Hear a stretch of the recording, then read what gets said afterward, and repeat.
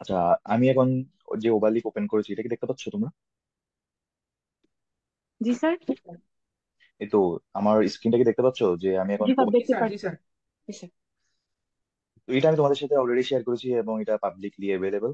এটা একটা টেমপ্লেট, আইট্রিপলির একটা টেমপ্লেট কিভাবে লিখতে হয়।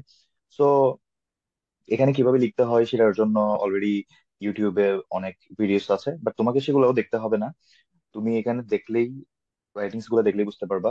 আর সাথে তোমাদেরকে আমি একটা ড্রাইভ লিংক দিয়েছিলাম, ওই যে পিটার স্যার, ওটা থেকেও তুমি জি কিছুটা স্যার। আইডিয়া পাবা, যেখানে হচ্ছে তোমার কিভাবে রেফারেন্সিং করতে হয়, আই মিন সাইটেশন করতে হয়। ওইটা হয়তো ওই ভিডিওতে নাই, ওই কারণে আজকে তোমাদেরকে আমি ওটা দেখাবো বলেই। আর বাকি পার্ট গুলা কিন্তু টেমপ্লেট, যেহেতু অনেক কিছু অলরেডি তোমাদের জন্য করে দেয়া আছে, তুমি জাস্ট আহ এ- তোমার যেটা দরকার, তোমার যে টেক্সটটা দরকার সেটা এডিট করে করে বসাবা। তোমার নতুন ট্যাবল দরকার হলে তুমি ট্যাবল তোমার মতো করে আপডেট করবা। ওগুলো হবে ওইরকমই। তাও আমি যদি একটু শর্টলি বলি, আহ এই যে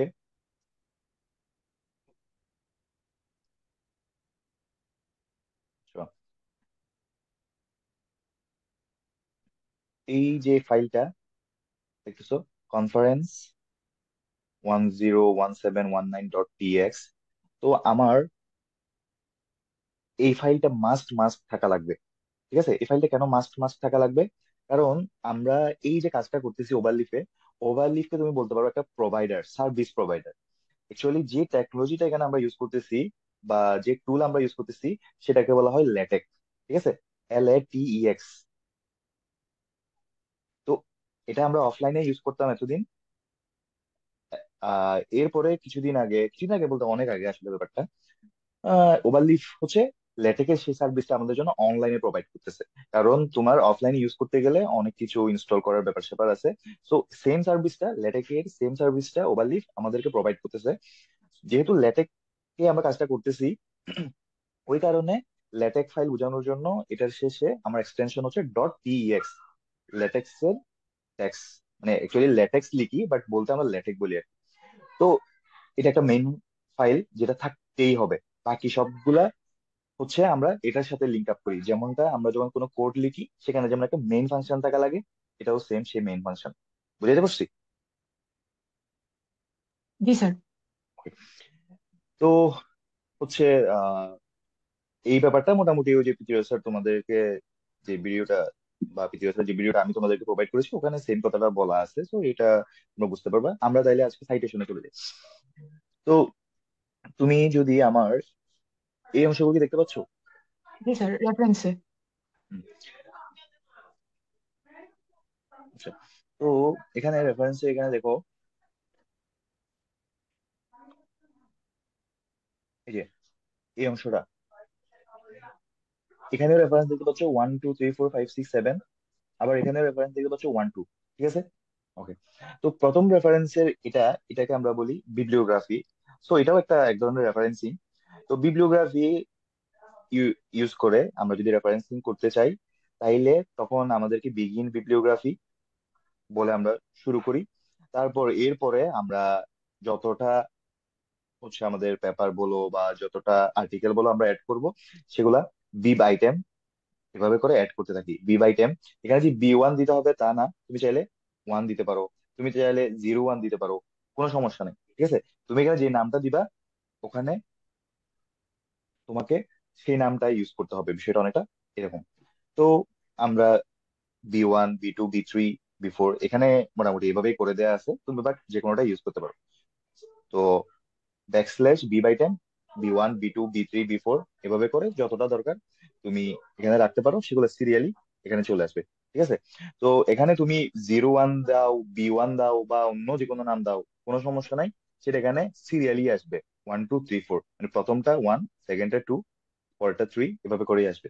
তো তাহলে এখানে নামটা স্যার এখানে তাহলে বি ওয়ান তো আসবে না স্যার, মানে বি তো থাকবে না এখানে। না, বি আর থাকবে না। তাহলে বি এর দরকার কি? বি এর দরকার হচ্ছে এটাকে যখন তুমি উপরে ইউজ করবা তখন তুমি হচ্ছে এই যে সাইট B1, বুঝাইতে পারছি? এখানে বি বুঝতে ওয়ান পারছি ম্যাটার। স্যার। অর্থাৎ আমরা যে পেপারে this matters indicate in paper cite B1, তার মানে তুমি এখানে যেটাকে B1 মার্ক করছো বিব্লিওগ্রাফিতে, ও ওই পেপারটাকে পাশে রাখতেছে, এরকম। তো এখানে কিন্তু সিরিয়ালি চলে আসবে যে রেফারেন্সে এটা, এখানে আগে 1 নাম্বার পেপারটা বা সবার আগে সিরিয়ালে যে পেপারটা আছে সেটা 1 হয়ে চলে আসবে। তুমি লাইক এরকম চিন্তা করো।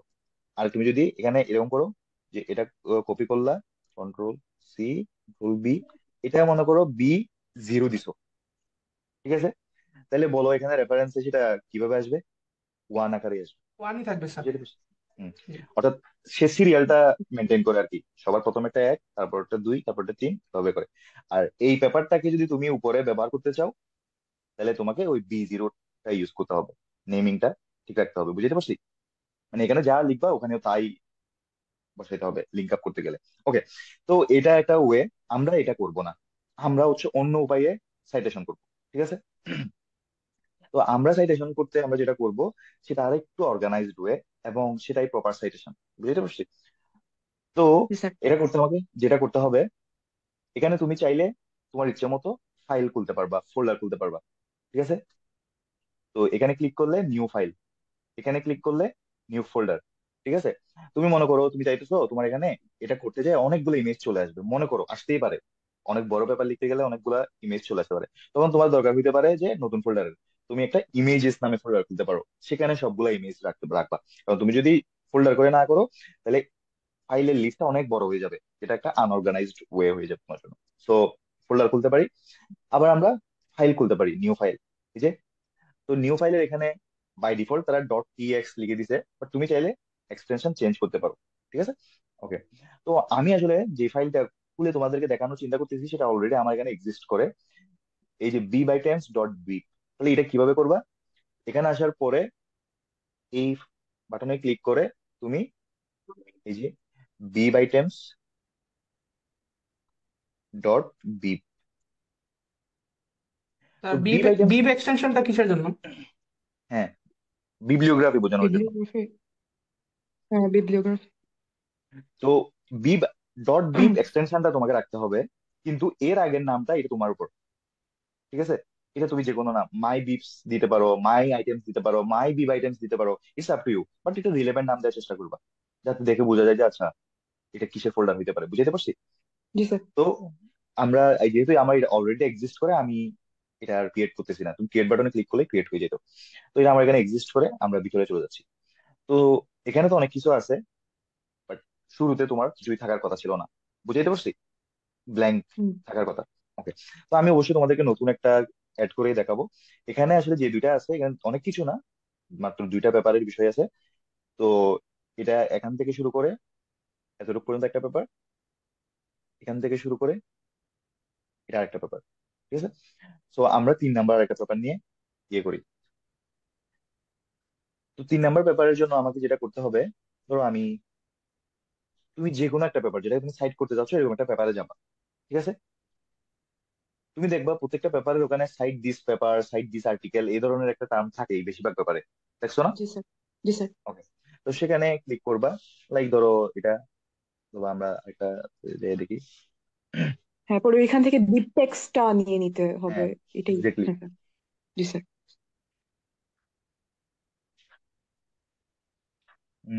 এখানে এই যে সাইট, মোটামুটি বেশিরভাগ পেপারে সেটা থাকে, ঠিক আছে? সাইটে গিয়ে, হ্যাঁ। Export citation to BibTeX. এই যে স্যার এর উপর।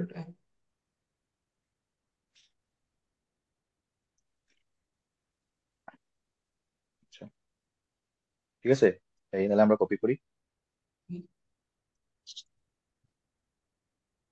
ওকে, আচ্ছা, ঠিক আছে, তো কপি করলাম। এখন এই যে এখানে দেখতে পাচ্ছ @article, আর্টিকেল। এরপরে soha2023e20524, এই নামটা চাইলে তুমি চেঞ্জ করতে পারো, ঠিক আছে? এটা তোমাকে যে এরকম রাখতে হবে এরকম না, তুমি চাইলে এটাকে 1 2 3 4, ইটস আপ টু ইউ।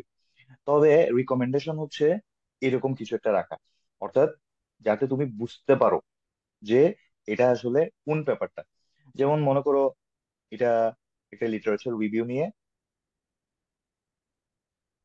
একটা লিটারেচার রিভিউ বলতে পারো, লিটারেচার রিভিউ কিভাবে লিখতে হয় এটার একটা ইন্ডিকেশন দিয়ে একটা পেপার। তো এখানে তুমি ধরো লিটারেচার রিভিউ, এই ইন্ডিকেশনটা দিতে পারো, এটা নেমিং এর ক্ষেত্রে এটা একটা নামকরণ আর কি। তারপর রাইটারের নাম রাখতে পারো, বা অর্থাৎ ইউনিকলি এই পেপারটাকে আইডেন্টিফাই করার জন্য যা দরকার তুমি সেটাই লিখতে পারো। কিংবা তুমি যদি বলো না আমি এখানে জাস্ট ওয়ান লিখবো, ইটস অলসো ফাইন। বুঝাইতে পারছি? তবে রিকমেন্ডেশন বা গুড প্র্যাকটিস হচ্ছে যে এই পেপারটাকে ইউনিকলি বোঝা যাবে এরকম কিছু নাম দেয়া। ঠিক আছে? মানে তুমি মনে করো রিভিউ, তারপর আন্ডারস্কোর, পেপারের কোন বিষয় নিয়ে সেটা রিভিউ করছে। ঠিক আছে? মানে PCOS। তারপর তুমি রাইটারের একটা নাম দিতে পারো। ঠিক আছে? তাহলে বোঝা যাবে যে আচ্ছা ও এই পেপারটা জি স্যার। এটা। কেন এটা করতেছি বুঝতে পারবা। আসো এবার ইয়েতে, এখানে চলে আসো। এখানে আসার পর যেটা করতে হবে সেটা হচ্ছে এই এই লাইনটা লিখতে হবে। এটা তোমাদের ওখানে আগে থেকে থাকবে না। বুঝাতে পারছি? বিবলিওগ্রাফি স্টাইল IEEE ট্রান। ঠিক আছে? জি স্যার। কারণ বিবলিওগ্রাফি স্টাইল অনেকগুলো আছে। তো এখানে মধ্যে জি আমরা স্যার। IEEE টা রাখবো। তো ওই কারণে এটা লিখতে হবে। তারপর এই লাইনটা লিখতে হবে। এই লাইনটা কেন লিখতে হবে? এটা হচ্ছে ইনক্লুড করার জন্য। ওই যে তুমি BBytems.b ক্রিয়েট করছো না, জি স্যার। এটা হচ্ছে সেই BBytems কে ইনক্লুড করা। তোমার এটার নাম যদি হচ্ছে মাই BBytems হইতো, তাহলে এখানে আমরা মাই BBytems লিখতাম। আমি কি বুঝাইতে পারছি? ওকে। জি স্যার। তাহলে এই এই দুইটা লাইন রাখবা। এবার আসো তুমি, আমরা যদি একটু কম্পাইল করি। আচ্ছা, এখন দেখো এই যে রেফারেন্স, রেফারেন্স এখানে কয়টা পেপার দেখছো? এখানে একটা পেপার, দুইটা পেপার, রাইট? দুইটা স্যার। এবার আমরা আমাদের যে তিন আমার নাম্বার কাছে আসে পেপারটা, নাই স্যার। না আসে নাই তো, যতক্ষণ পর্যন্ত তুমি ইউজ করবে না ততক্ষণ পর্যন্ত আসবে না। ঠিক আছে? তাহলে তুমি যে নিউলি অ্যাডেড পেপার, ঠিক আছে? আমরা তো অনেক কিছু লিখে দেন হচ্ছে পাশে এভাবে ওয়ান আকারে আসুক, টু আকারে আসুক, এরকমই তো করতে চাই, রাইট? তো এটা তো এভাবে করবো না। আমরা আমাদের তিন নাম্বার পেপারটা চাই হচ্ছে এখানে রেফারেন্সের এখানে আসুক, আর সাথে আমি যেখানে লিখবো সেখানে ওয়ান টু ওভাবে আসুক, রাইট? তাহলে যেটা করতে হবে, সাইট সাইট দিবা। তারপর তুমি দেখো এই যে তিনটা পেপারের সাজেশন দেখতে পাচ্ছ তুমি। জি স্যার। তো এর মধ্যে আমাদের লেটেস্ট পেপার কোনটা ছিল? রিভিউ, সুহাইটা, জি ইথস, স্যার, সেকেন্ডটা। বা এটা এটা হ্যাঁ। তো এখন বুঝতে পারছো যে কেন আমি নামকরণটা এভাবে করতে বলছি, যাতে বোঝা যায়। কারণ এখন যদি তুমি এখানে ওয়ান টু থ্রি করতা, এখানে আসতো কি ওয়ান টু থ্রি, রাইট? তো তখন তুমি যদি কোনো কারণে মিস করে ফেলো যে আচ্ছা এটা কি ওয়ান ছিল না টু ছিল, তাহলে একটা সমস্যা। এখন কিন্তু তোমার সবগুলো ইউনিক, মানে একটা থেকে আরেকটা ডিফারেন্ট, ভুল হওয়ার কোনো সম্ভাবনা নেই। ঠিক আছে? তো ব্যাপার যখন তোমার অনেক বেড়ে যাবে তখন যে প্রবলেমটা হয়, শুরুর দিকে হয়তো প্রবলেমটা হয় না, কিন্তু লাস্টের দিকে অনেক প্রবলেম হয়। তো তুমি এই পেপারটা দাও। তাহলে এখানে বলো তো কি আসার কথা, নিউলি এডেড পেপার পাশে কি লিখে আসবে বলো? পেপার পাশে ইয়েগুলা স্যার, রেফারেন্স যেটা আগের হ্যাঁ, তো দেওয়া এটার হয়েছিল। পাশে লিখে আসবে হচ্ছে থ্রি, তিন নাম্বার পেপার এটা। জি স্যার। বুঝতে পারছি? জি স্যার। তারপর এখানে এখানে হচ্ছে আরেকটা পেপার এড হবে, আমরা কম্পাইল করি। তুমি কিন্তু এখানে বিবলিওগ্রাফি বা এই কিছু কিছু করে কিন্তু এটা অ্যাড করো নাই। অটো তুমি জাস্ট এখানে ইউজ করছো বলে ব্যাপারটা এখন এখানে চলে আসবে। আগের বার তার ব্যাপারটা অ্যাড করা ছিল কিন্তু তারপরও আসে নাই, কারণ তুমি ইউজ করো নাই। ঠিক আছে? আমরা একটু কম্পাইল করি। যে যে দেখো, দিস ইজ টেস্ট, সেটা তো এই পেপারের জন্য। নিউ রেফারেন্স, যে paper number two, newly added paper, এই যে থ্রি হয়ে গেছে, দেখছো? জি স্যার। আর এখানে তিন নাম্বার পেপারটা এখন অ্যাড দিচ্ছে, এটা আমরা মাত্র কিছুক্ষণ আগে আনছি। B3 কোথায় দিছি স্যার? হ্যাঁ। এখানে স্যার এক্ষেত্রে B3 এগুলা কোন জায়গায় দিছি স্যার? ও না না, B3 গুলো হচ্ছে, B3-র যে ব্যাপারগুলো দেখছো সেগুলো হচ্ছে এগুলো, এই যে এই রেফারেন্সটা। ও, জি স্যার। ঠিক আছে? তো এখন তোমরা যখন লিখবা তখন ওই বিবলিওগ্রাফির অংশটা পুরোটাই একেবারে কেটে দিবা, মুছে দিবা। বুঝতে পারছি? মানে এই অংশটা মুছে দিবা। এই যে এন্ড বিবলিওগ্রাফি দেখতেছো না, এই যে আমার লাইনটা এন্ড বিবলিওগ্রাফি, এখান থেকে শুরু করে জি স্যার। এতটুকু ওটার উপরে বিগিন বিবলিওগ্রাফি যেখানে আছে সে তোদের উপরে মুছে দিবা। যে কই, এই যে এতটুকু, এটা মুছে দিবা, কারণ তুমি তো রেফারেন্সিং অন্যভাবে করতেছো, তাহলে আর বিবলিওগ্রাফির দরকার নেই। বুঝতে পারছি? জি স্যার। ওকে। তারপর এখানে তো অন্য এই যে এগুলা এগুলা তো কেটে দিবা, মানে তোমার যেগুলো যেগুলো দরকার সেগুলা তো বলো, বোঝা গেছে কিনা, নাকি আমাকে আবার রিকেপ করতে হবে আরেকবার? না স্যার, বুঝতে পারছি।